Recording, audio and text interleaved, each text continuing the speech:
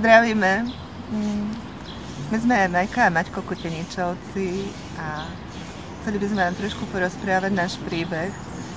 Maťko má 23 rokov a jeho hlavná diagnóza sa to volá Hirschsprungová choroba, to znamená, že má postihnuté hrubé črievko, o ktoré nakoniec prišiel a je napojený na tenké. A to spôsobilo to, že Maťko nerozpráva, je plienkovaný, musíme ho chovať. V podstate všetky úkony okolo neho robiť my, teda ja hlavne. Ešte mám takého 10-ročného syna, ktorý niekedy mi niečím pomôže. No a začalo to tak, že keď sa narodil, bolo ho treba operovať.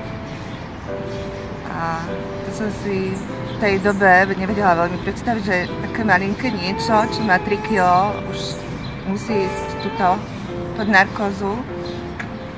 A tie pocity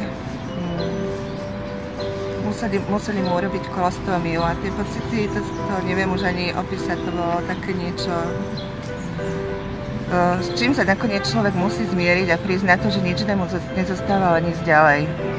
No, takže keď mal Maťko rok, tak prišla preoperácia a dovtedy sa to celkom dobre vyvíjalo, ale prišla ďalšia a ďalšia operácia a bolo to čím ďalej horšie.